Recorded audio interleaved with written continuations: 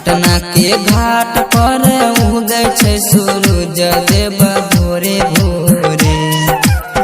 पटना के घाट पर उगै छै सूरज देव भोरे भोरे। छठी मैया के पूजा करबै हम भोरे भोरे। छठी मैया के पूजा करबै हम भोरे भोरे। Rimjhim recording studio Simri Bakhtiyarpur.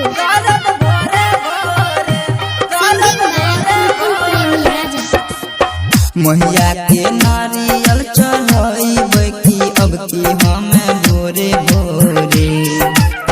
मैया के नारियल चढ़ाइबै की अब की हम भोरे भोरे। छठी मैया के पूजा करबै की भोरे भोरे। छठी मैया के पूजा करबै की भोरे भोरे।